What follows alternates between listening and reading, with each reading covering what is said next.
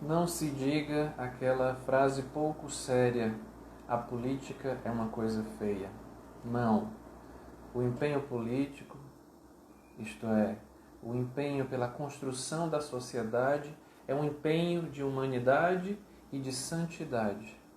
É um empenho para o qual deve converger todos os esforços de uma vida tecida de oração, de meditação, de prudência, de fortaleza, de justiça e de caridade. Essas são as palavras do venerável Giorgio Lapira, santo prefeito de Florença, assim aclamado por uma boa parte do seu povo, mas ainda não canonizado, um venerável, que é o assunto da nossa live de hoje. Nós estamos aqui no Instituto Parresia, no nosso perfil do Instagram, dedicando o mês de setembro a uma série de lives sobre santos na vida pública, né? A vida de santos que tinham essa dimensão muito forte de vida pública. Hoje quem vai estar nos ajudando aqui nessa live é o professor Marco Lupi, doutor em História Moderna e Contemporânea, e professor da Universidade, do Centro Universitário Assis Unita de Pernambuco. E nós estamos nesse caminho, né? Nesse tempo onde no Brasil, né, os municípios todos em breve elegerão seus prefeitos, seus vereadores. Nada melhor do que, faltando algumas semanas, faltando alguns meses, estarmos escutando sobre a vida de um prefeito, né, aclamado santo e reconhecido pela Igreja como um venerável, né, ou seja, nesse caminho de beatificação. Nós tivemos nas semanas anteriores já lives sobre São Tomás, sobre Santa Teresa Benedita da Cruz, Edith Stein, hoje Giorgio Lapira.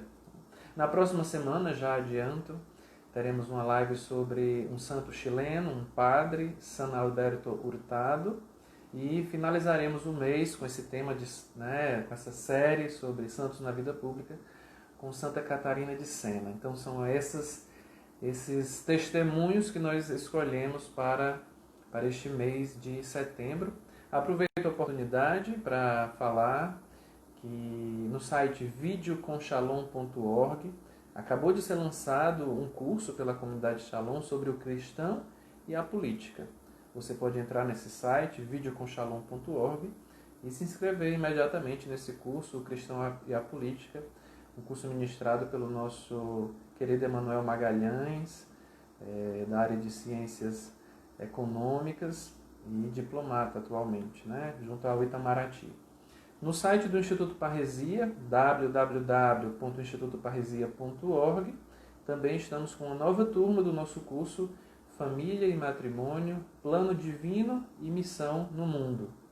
Então, você que perdeu a oportunidade da primeira turma, ou se você conhece alguém que precisa ou se interessa pelo tema da família e do matrimônio, ou porque vive esse estado de vida, ou porque trabalha com famílias, aconselha famílias, está em preparação para o seu matrimônio, você pode acessar também a nossa plataforma de cursos online e se inscrever hoje já no curso Família e Matrimônio. Para quem não conhece, né, está aqui pela primeira vez, nós somos o Instituto Parresia, um instituto da comunidade católica Shalom, trazendo uma formação acadêmica de maior densidade para quem tem essa necessidade de aprofundar a sua fé em todas as realidades que vive, profissionais, sociais, né, dos tempos de hoje, nas atividades temporais. Nós trabalhamos com a plataforma de cursos online e também toda semana ofertando conteúdos gratuitos através dos nossos diversos canais. Aqui no Instagram com as lives, no YouTube com mini cursos semanais sobre temas do nosso interesse, doutrina social da igreja, teologia, antropologia, enfim, os mais variados temas, família, etc.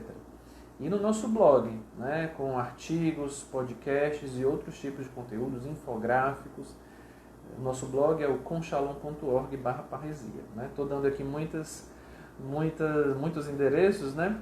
Mas a live fica gravada, você que está assistindo gravado, volta um pouquinho, né? E vai poder acessar, né, de novo essa informação. Eu vou colocar aqui nos comentários o tema de hoje e fixar o comentário para que quem for entrando já reconheça aqui qual é o tema da nossa live.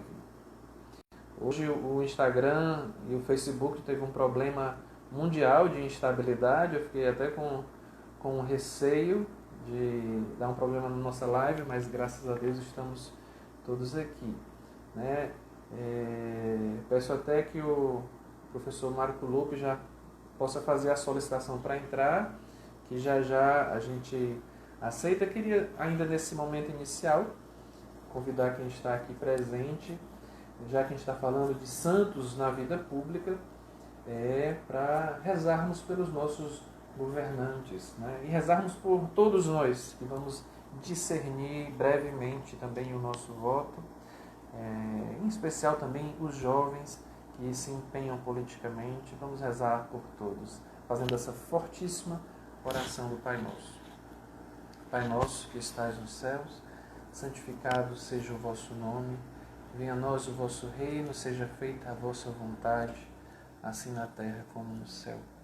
O pão nosso de cada dia nos dai hoje, perdoai-nos as nossas ofensas, assim como nós perdoamos a quem nos tem ofendido.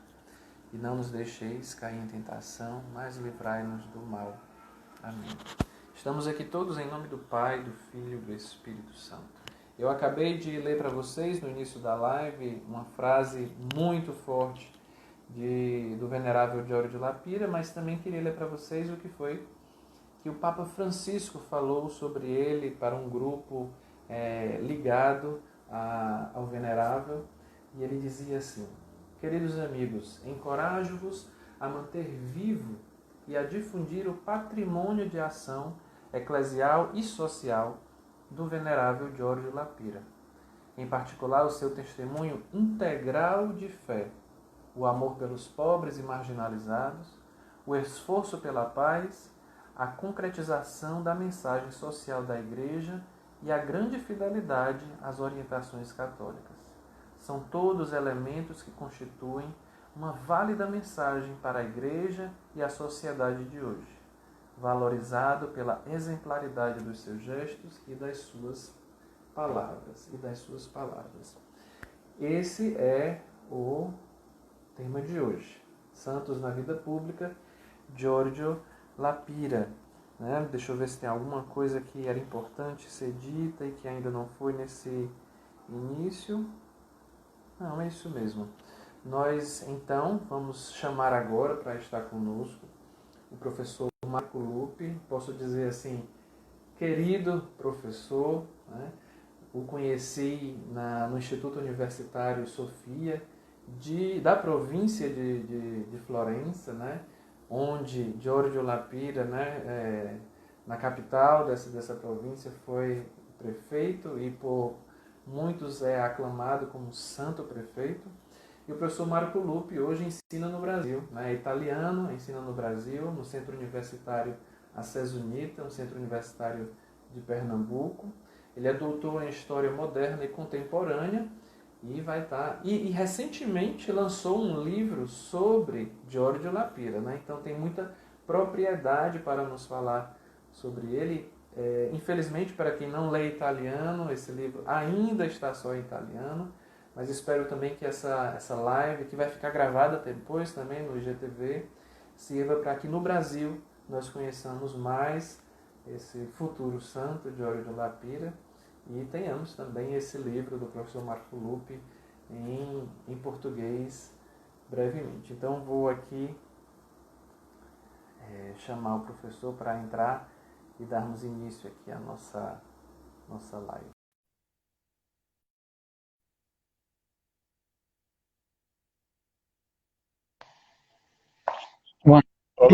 Olá Marco, professor Marco, tudo bem? Boa noite para todos, sim, muito bem.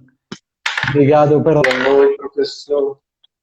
Sim, diga. Muito obrigado pelo convite e para esta oportunidade que me deixou muito feliz, de verdade. A gente que agradece demais a você ter aceito o nosso convite. Eu confesso que conhecia só um pouco de Giorgio Lapira, até porque morei 2 anos ali em Florença, né, próximo de Florença, e nesses últimos dias também, assim, me preparando um pouco para esse diálogo, pude ler um pouco mais sobre esse grande homem, e fiquei assim extasiado, e com certeza hoje assim vou ainda ficar digamos mais apaixonado pela vida desse grande homem, né? Uma vida que une de um modo muito intenso a espiritualidade e a ação, né? Esses dois elementos, né? Só dando um flash assim do que me impressiona nele, assim, porque na vida profissional, na vida pública, né, que é o tema dessa série de lives, Santos na Vida Pública, a gente fez uma exceção de trazer um venerável, né, ainda não é um santo, mas nós vemos assim uma proximidade muito grande com os pobres, não só com a causa dos pobres, mas com os pobres mesmo, com os marginalizados.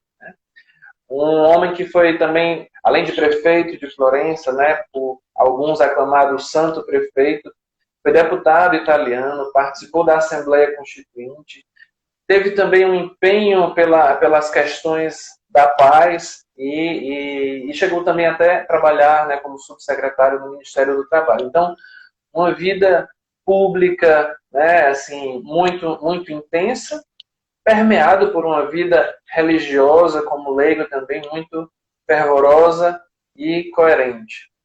O que eu pediria, assim, nesse início, né, para dar a deixa para você, professor, começar a falar, eu já lhe apresentei aqui previamente, era que nos falasse, claro, obviamente, né, dos pontos altos da vida pública deste homem, mas também nos falasse um pouco sobre, vou falar um termo errado aqui, mas o cristão por trás deste homem, né? Esse termo é errado porque ele não tinha duas vidas, era uma vida totalmente una, né? Então não é uma vida por trás, uma vida na frente, mas também esse homem que o público conhece tinha uma vida de interioridade, de vida cristã ordinária, me parece assim muito forte, né, de grande eloquência, de grande testemunho para nós de hoje. Mas eu não vou, você é o escritor sobre um livro sobre ele, eu não vou ousar falar nada mais do que eu já disse até agora. Aí nós temos aqui, né, esses primeiros minutos para você fazer essa apresentação. Quem quiser deixar a sua pergunta, pode utilizar aqui esse ponto de interrogação embaixo, ou então escrever nos comentários. É sempre muito bom a live quando vocês que estão nos assistindo participam, né? Então fique bastante à vontade para participar. Eu vou tentar aqui recolher o que foi colocado assim de mais frequente para na hora do diálogo também trazer.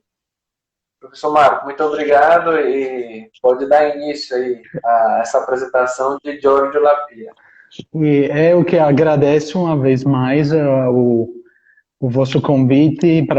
Eu digo isso para o querido Eric, porque, como ele disse, a convivência na Itália foi a primeira experiência de partilha também das belezas do Brasil, que depois eu acabei em 2 ocasiões, porque eu já fui para o Brasil entre 2016 e uma parte do 2017, mas agora voltei, digamos assim, sem prazo de volta na Itália.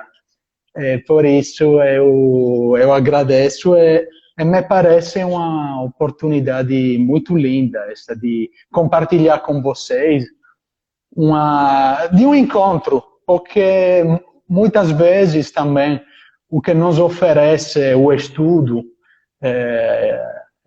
são encontros que continuam entregando sabedoria, que pode ser uma sabedoria antiga, pode ser uma sabedoria recente, mas que sempre fala com o nosso presente. Então eu acho que o mesmo olhar poder ser na nossa live de hoje. Eu aceito, sem dúvida, o convite de Eric para colocar coisas que são no duplo sentido.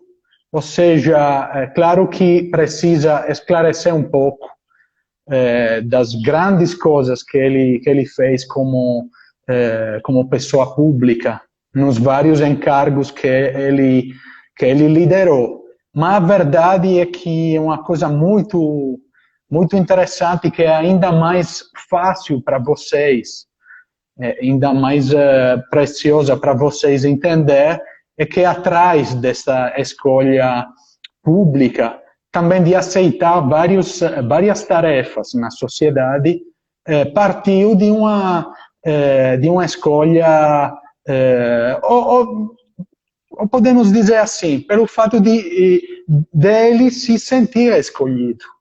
Porque, eu vou dizer, só para começar, porque isso ajuda bastante. Entanto, ele era um jovem da Itália do Sul, da outra ilha. Eu nasci na Sardenha. Tem uma outra ilha que é ainda um pouco maior como tamanho, que é a Sicília, que foi exatamente o lugar de nascimento de Giorgio La Pira, e bem perto da África. Polazzo, não? Pozzallo, exatamente. Pozzallo, se chama Pozzallo na Sicília oriental, que é o lugar da Itália mais perto da África do Norte. E nesse sentido, se entende que desde o nascimento ele foi envolvido nessa realidade mediterrânea, que inclusive deixava claro a troca entre várias culturas. Por exemplo, aquela cristã e aquela árabe. Só para dizer uma coisa. Né? Então, hoje, esta cidade, sendo uma cidade de mar, bem perto do mar, é uma das mais envolvidas no discurso dos migrantes, por exemplo. Então, nos deixa claro que a cabeça deste La Pira era já envolvida nesta abertura de diálogo, de olhar para mundos diferentes. Mas ele, o ano de nascimento é bem no começo do século XX, 1904. Então, ele cresceu numa cultura que já era puxada pelo nacionalismo, que ele começou a estudar num ambiente que era já liderado pela cultura fascista. Então, no começo, ele mesmo colocou algumas palavras quase dizendo que a cultura fascista era a cultura forte que poderia liderar também a geração dele e dos amigos. Mas, na verdade, isso durou... Ele chegou a acreditar nisso no início, na sua juventude, né? Sim, mas de forma muito superficial, porque ainda com 18 anos, ele de fato começou um pouco a se espalhar no interior dele uma inquietude que era uma busca de verdades, de fato. Numa carta, eu trouxe aqui um pequeno trecho de uma carta que ele escreveu para um amigo, que depois de um tempo ele ganhou o prêmio Nobel da literatura, esse Salvatore Quasimodo, era amigo dele, os dois estavam com 18 anos. Então ele escreveu assim, é só um trecho. Atravessei várias vezes os porões do pensamento com diferentes graus de ansiedade.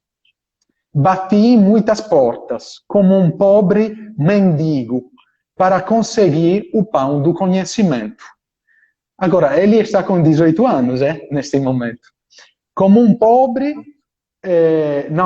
fiz 1000 estradas, amei 1000 coisas. Fui um vagabundo sem fim em busca de alguma paz para minha alma. Oh Deus, se eu pudesse ajoelhar-me ao teu altar, como os teus santos mais puros. Se eu pudesse de ti, só de ti, exclusivamente da tua arte, me alimentar. Eu, mendigo, teria encontrado o único caminho reto, sem perigo e sem problemas. Então ele já estava nesta onda de uma pessoa que estava em busca de algo de profundo, de algo de verdadeiro que poderia encher a vida dele, muito mais daqueles, digamos assim, sonhos bem superficiais, ou pior, violentos, lideranças fortes, mas com nada na profundidade, que então ele Isso ele escreveu aos 18 anos, professor? Isso que você leu, ele... Exato. 18 anos, e com 20 anos, de fato, ele encontra a fé. Ele mesmo coloca que já tinha começado a universidade como estudante de direito, ele coloca num livro de estudo, coloca a data da Páscoa do ano 1924 como aquela da fé. E, de fato, ele se sente chamado como um discípulo de Jesus, mas numa forma que ainda precisava um pouco descobrir. Mas ele escolheu, de fato, além não, da forma leiga, ele escolheu de pertencer do terceiro ordem que acabava de nascer naquele momento, tanto franciscano, e foi feita uma exceção para ele, quanto dominicano. Porque era bastante raro encontrar uma pessoa que tinha, ao mesmo tempo, uma grande paixão para São Francisco, a pobreza, e ao mesmo tempo São Tomás de Aquino, ou seja, a sabedoria. Então, isso é também uma coisa que precisa lembrar sempre, falando de Lapira, porque essa escolha leiga de viver como não casado os 3 votos foi uma escolha verdadeira que acompanhou ele para a vida toda. Porque... Professor, eu aproveito que você está falando disso, assim, só para tirar uma dúvida das leituras que eu fiz e fazer uma citação aqui. Porque eu li que ele foi ao mesmo tempo, né, da terceira ordem dos dominicanos e também teve uma concessão para ser dos franciscanos. Eu não sei se realmente teve isso, né, minha dúvida. E como você falou da Páscoa de 1924, uma das citações assim que me marcaram bastante, né, de Jorge de Lapira, foi ele falando desse ano, né? Eu queria ler aqui, traduzir aqui, né? Ele fala, né, sobre isso. É a alvorada nova da vida. Eu não me esquecerei mais daquela Páscoa de 1924, na qual recebi Jesus Eucarístico. Senti nas veias circular uma inocência tão plena de não poder limitar o canto e a felicidade sem medidas. Né? É assim como ele relata, né, um dos relatos dele sobre esse momento, né, de encontro místico mesmo. Sim, sim. É talvez a primeira ocasião, mas não sei, porque em nenhum lado, digamos assim, em nenhum texto se encontra isso, se foi a primeira vez que ele teve este encontro verdadeiro com Jesus Eucarístico. A gente acabou não sabendo isso, mas sem dúvida esta data, a Páscoa 24, é bem marcante, porque é o começo sem volta, de fato é um começo sem volta de uma fé que se torna também, se torna profissão acadêmica,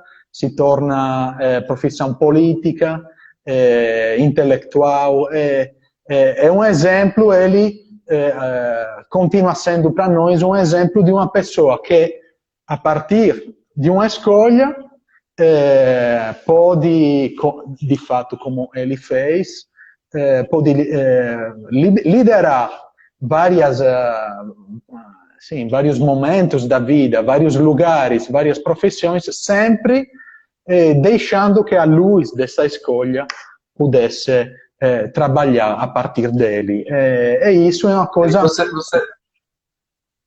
você estava falando, antes de eu ter lhe interrompido, que ele escolheu Sim, viver, né, os conselhos evangélicos, né, como isso em 1924, como os religiosos viviam, né, como votos, né? exato. E ele viveu boa parte da vida dele num convento. Alguns anos, de fato, acho que Alguns um anos. decênio. Aí, em um dos conventos dominicanos, em particular aquele de São Marco, ele de fato tinha o próprio quarto reduzido, esta cela, esse pequeno quarto muito simples, muito pobre, como todos os outros fratres, e ele fazendo a mesma vida, só que a grande diferença era que depois das orações, bem de manhã, na madrugada, e a missa, ele saía do convento para fazer a vida do professor universitário, História do Direito, era a disciplina dele na Universidade de Florença, ou o síndico, ou o político. Então, é esse que é também muito, muito interessante. Ou seja, existia nele algo que aconselhava, de certa forma, uma vida mística, com renúncias também, porque a pobreza era uma pobreza verdadeira. Ele não tinha, de fato, bens. É o mesmo salário dele, tanto como político quanto como síndico, ele entregava perto nos últimos dias do mês, depois de ter recebido o salário, ele entregava pelos pobres, na forma mais simples, encontrando enviando uma quantia para um outro, sabendo de uma situação fraca, ajudando outra pessoa. Então, ele mesmo vivia pobremente, mas também como escolha. É isso que marca bastante, não? Mas, ao mesmo tempo, ele tinha este grande amor pela humanidade. E isso o deixou no desejo sempre, cada dia renovado, de fazer a própria parte para deixar uma contribuição. Uma contribuição para quê, a gente poderia dizer? Já falamos do fato, a contribuição universitária como professor foi uma contribuição na pesquisa acadêmica boa, ótima em alguns sentidos, mas ele gostou muito da relação com os alunos. Ele é sempre lembrado, eu trabalhando também numa fundação que agora traz o nome de Giorgio Lapira, acabei conhecendo alguns destes alunos dele. Eles mesmo contavam que era uma característica própria de Lapira, que ele não tinha, ele tinha vontade, não medo, de passar muito tempo com os alunos. Ou seja, depois da aula, ele ficava mais um tempão para explicar mais, para trocar ideias. Ou seja, era algo dele. Ele tinha esse papel antropológico educativo, ele queria trabalhar assim. Mas mais disso, a fé aconselhou, por exemplo, de não ter um medo de ser um intelectual antifascista. Ele esqueceu totalmente aquelas ideias estudantil no começo e não teve o medo de enfrentar a ditadura com o jeito e a profissão dele. Sobretudo, editando uma revista que se chamou Princípios, na qual ele, partindo dos pilares do pensamento grego-romano, medieval, moderno e contemporâneo, ele mostrava a falta antropológica, o conteúdo desumano, podemos dizer assim, dos totalitarismos, fascista, nazista e também comunista. E, nesse sentido, ele foi um dos principais animadores do movimento católico, tanto na cidade de Florença quanto na Itália toda. Ele não teve medo de ajudar, também como católico, e também em risco de vida, vários judeus que eram perseguidos enquanto judeus depois das leis antirraciais que começaram a partir de 1938 aí na Itália. E isso é muito interessante, assim como a disponibilidade que La Pira, provavelmente também grande disponibilidade, porque não tendo família, não tendo muitos outros pensamentos, ele se disponibilizou como uma das principais pessoas para liderar a reconstrução da cidade de Florença depois da Segunda Guerra Mundial. E isso deixou claro a vontade de se entregar e se empenhar nas instituições também. É por isso que você, Eric, já lembrou que ele foi um dos principais pais constituintes da Itália. E isso é fundamental lembrar, porque hoje, onde na Itália, como em vários outros países do mundo, o discurso político é muito complicado, porque infelizmente, acaba se associando a palavra política a algo de não aconselhável, algumas vezes ainda sujo, que é uma coisa que um pouco assusta, não é? Aquela experiência política foi uma experiência fundamental, porque o papel era pensar e escrever a Constituição do país, a primeira Constituição democrática. Uma experiência que ele, junto com outros, de vários partidos, de várias sensibilidades, podemos dizer assim, de várias culturas políticas, socialista, comunista, democrática cristã. Foi uma experiência de diálogo verdadeiro, para chegar depois a uma Constituição que foi, de fato, votada para a grande maioria. Quase uma maioria absoluta. Então, isso deixa claro qual foi o nível de diálogo e de experiência política. Claro, o diálogo significa a capacidade de renunciar um pouco, para depois levantar uma outra pergunta, levantar uma outra sugestão para escrever um artigo. Ou seja, foi uma experiência muito importante. Talvez, provavelmente, uma das últimas antes do começo daquela divisão sistêmica que foi a Guerra Fria, entre os dois polos opostos. Digamos assim, Europa Oriental e Europa Ocidental. Mas, na verdade, foi parte ocidental do mundo e parte oriental do mundo, com Estados Unidos e União Soviética. Até antes de... Você já foi falando um pouco da influência dele municipal, nacional, tá levando aí já para o nível internacional.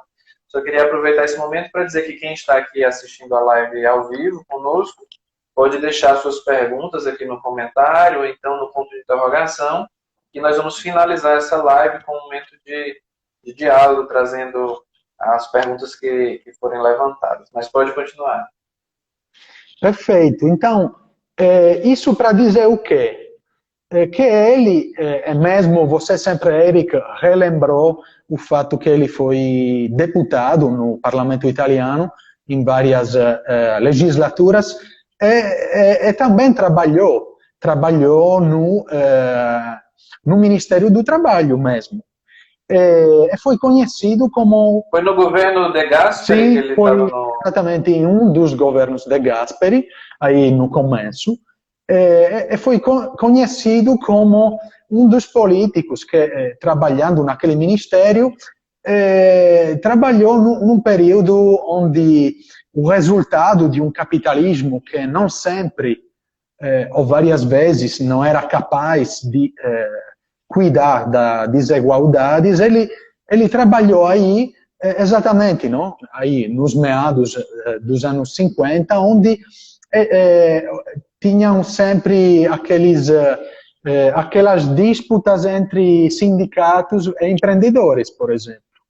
Mas ele ficou sendo conhecido como uma pessoa capaz de escutar, mas também de colocar, de juntar, de colocar as pessoas juntas para tomar decisões. Porque, na verdade, o discurso dele era bem simples. Ele sempre dizia, o Evangelho não é somente um livro de meditações, mas também um manual de engenharia para a construção de um mundo melhor.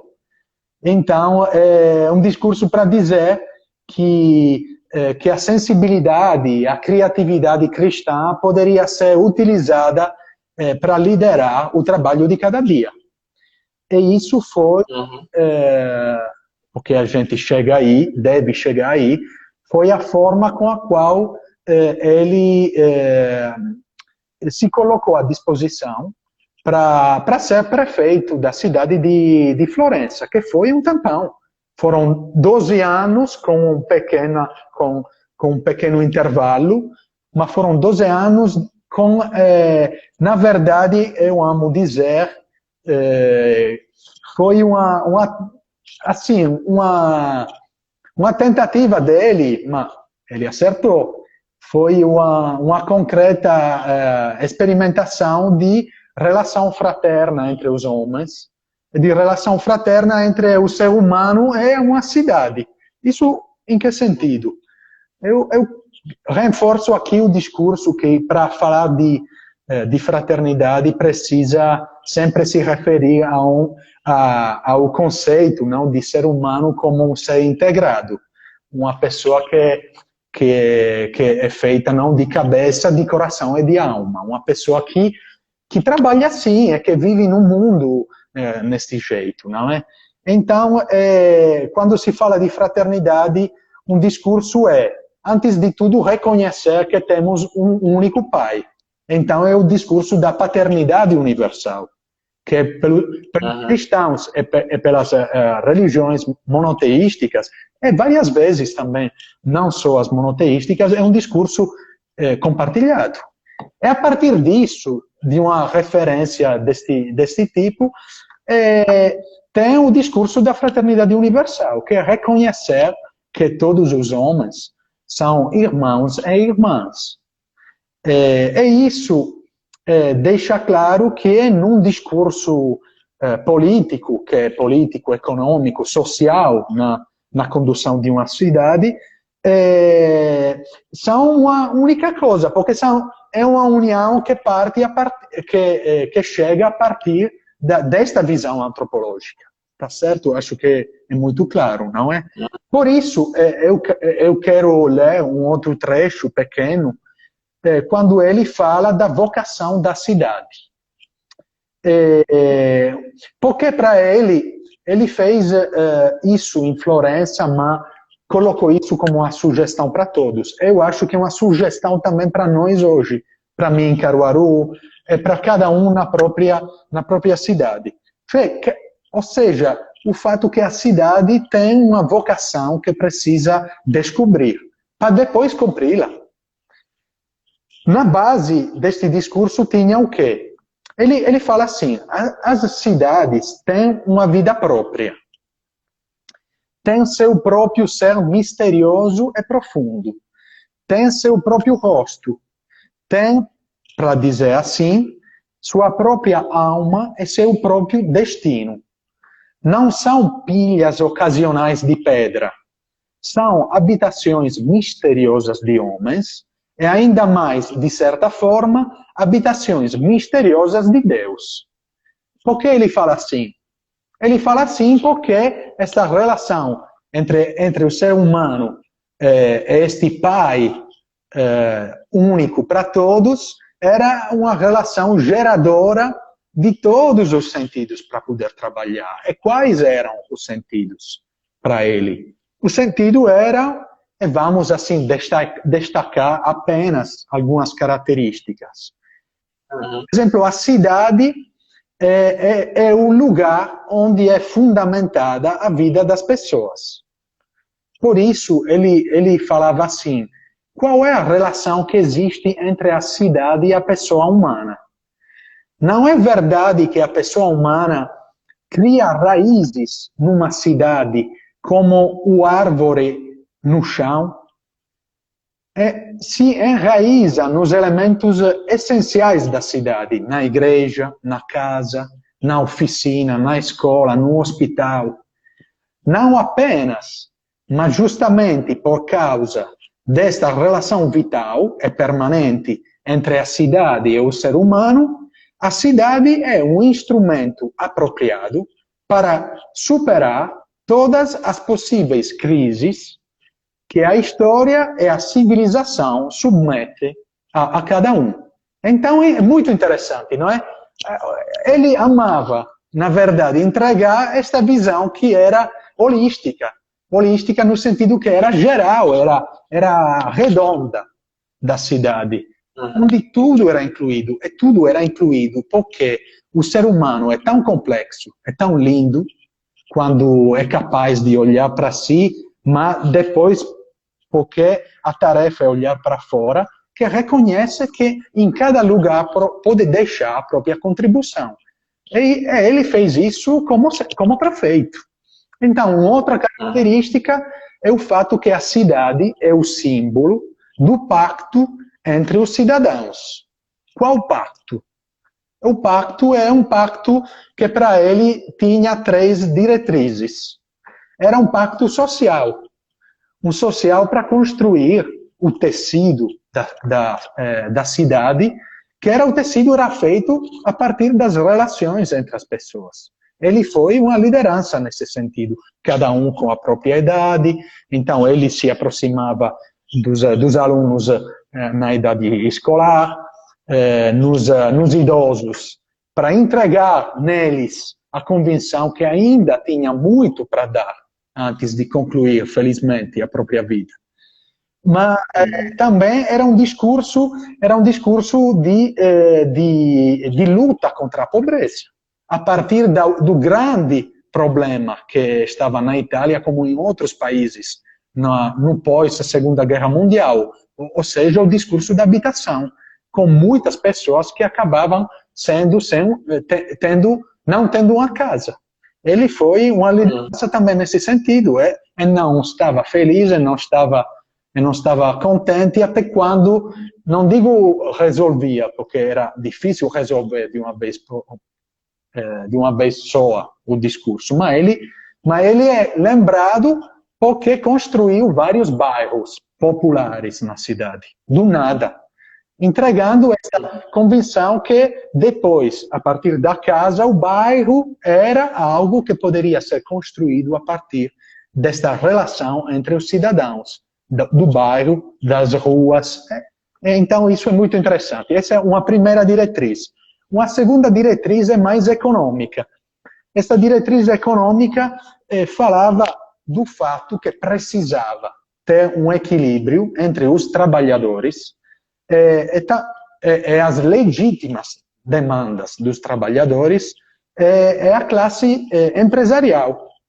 Porque naquele momento, que era um momento de crise e depois de grande crescimento na Itália,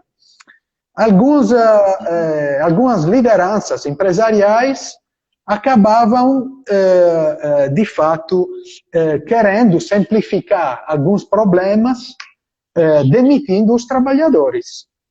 Agora, La Pira é lembrado como um dos exemplos de prefeito que não tive medo de se colocar ao lado dos trabalhadores para lutar contra o fechamento das fábricas, por exemplo. Para tentar de construir, ele que tinha trabalhado no Ministério do Trabalho, para tentar de construir todas as condições para não fechar a fábrica, relançar a fábrica, para construir o bem-estar da fábrica mesma, dos trabalhadores e também dos empresários. Então, todo um discurso que era feito a partir, eu digo, de uma alma que era bem, de um ser humano verdadeiro e de um cristão que sempre, pelo fato de ser cristão na vida dele, ele não ficava quieto até quando não encontrava a solução. Por isso, por um lado, era luta não, com os trabalhadores, mas também ele era famoso porque enviava muitas cartas para os políticos em Roma para dizer: você tem que me ajudar, você tem que disponibilizar para mim uma quantia de recursos para resolver essa questão. Ou seja, é uma pessoa que não poderia parar no trabalho dele até resolver as soluções. Uma terceira diretriz é o discurso de reconhecer o sonho de Florença. O sonho de Florença, para ele, não sei se hoje ficou o mesmo. O que ele reconheceu em Florença foi o fato de fazer de Florença uma ponte entre o Ocidente e o Oriente do mundo.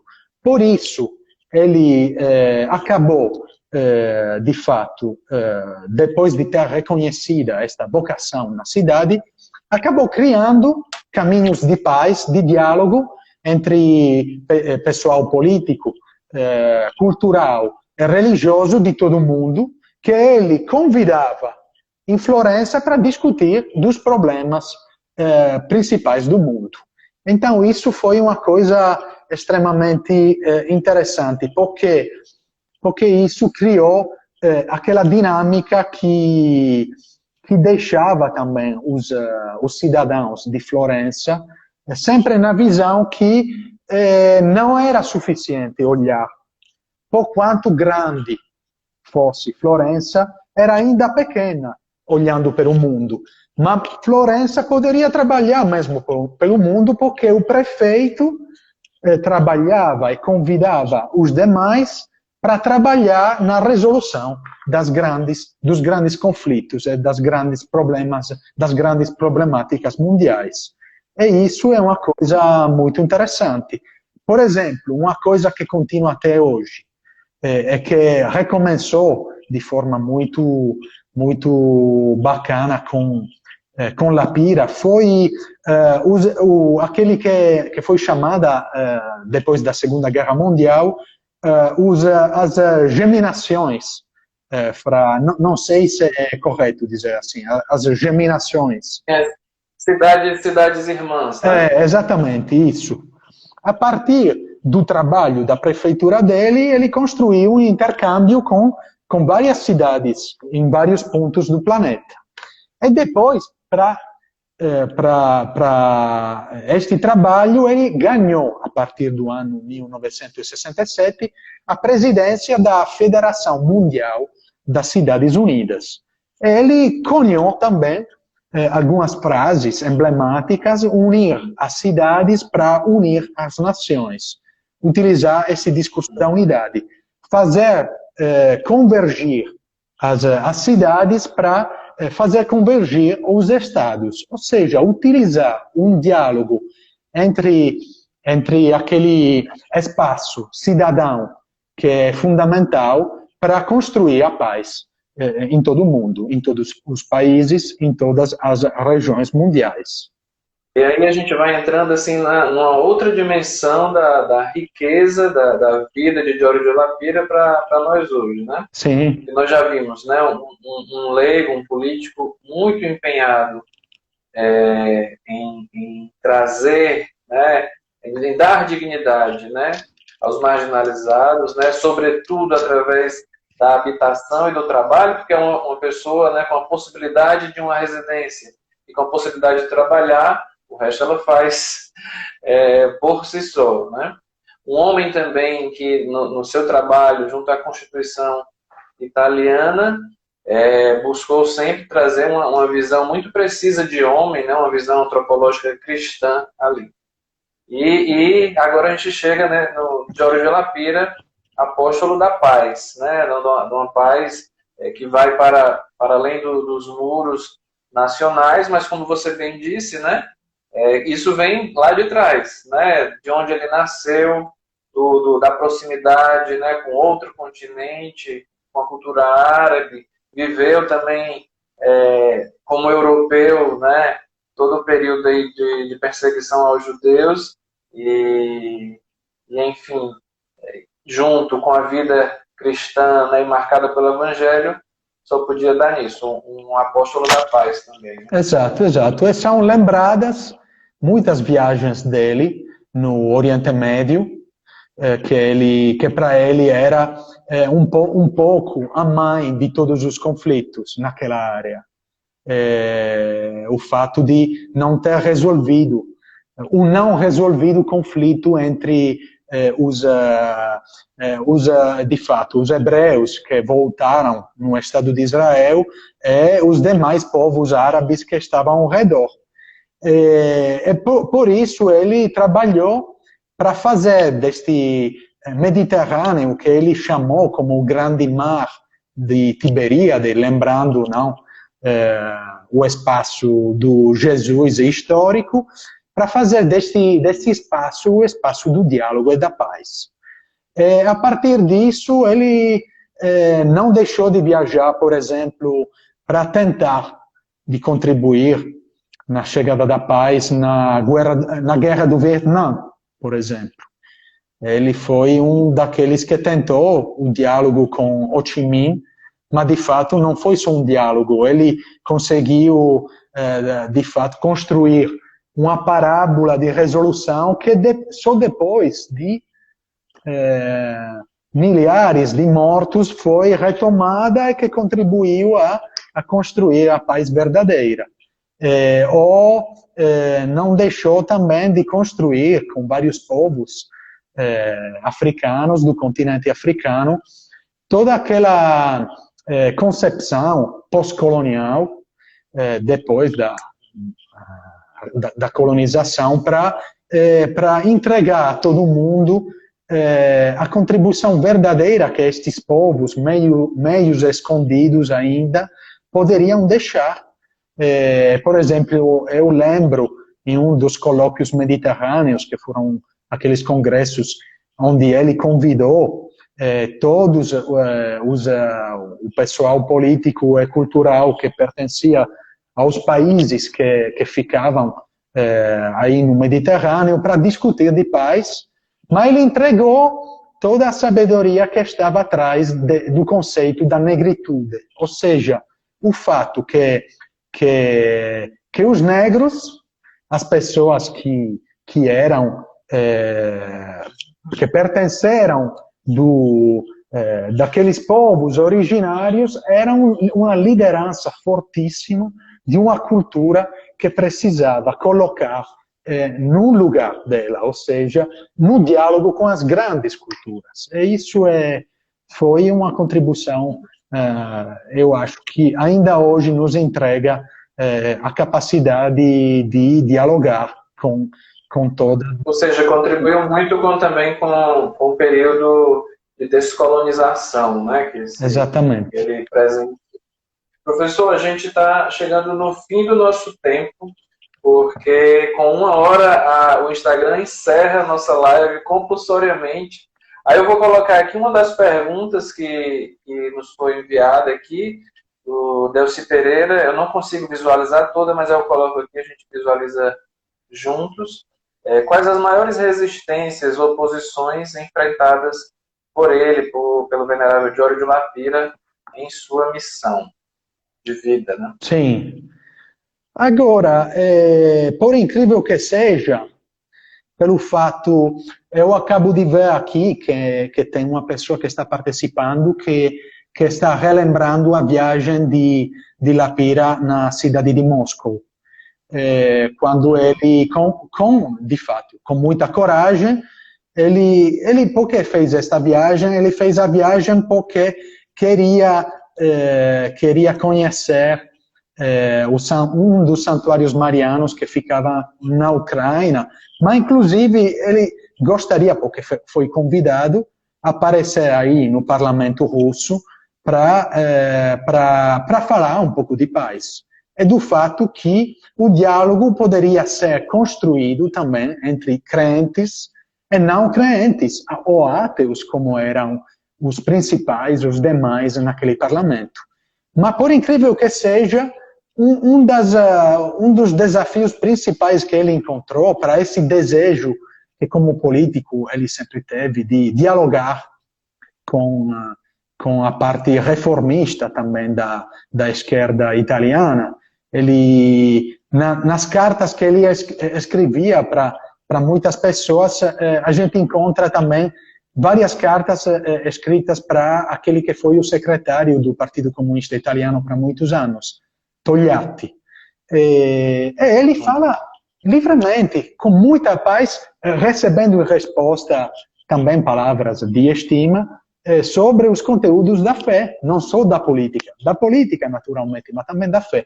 Isso criou todo um discurso de grande dificuldade para a condução dele no próprio mesmo partido, sobretudo com aqueles que tinham mais uma concepção podemos dizer assim, um pouco de direita, porque não entendiam porque ele deveria dialogar com os outros, mas de fato ele queria dialogar porque este mundo mais justo, igual e comum poderia ser certo só trabalhando com todos.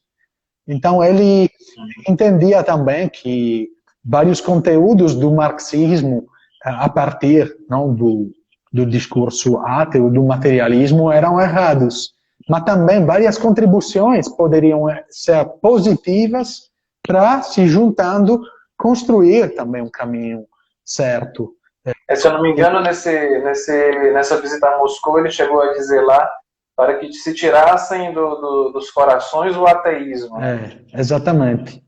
Mas também reconhecendo que muita da sabedoria de Marx chegava do fato dele ser hebreu, assim como raiz, assim como Jesus Cristo e outras pessoas. Ou seja, ele sempre tinha esta vontade de construir laços de amizade e de relação entre as pessoas.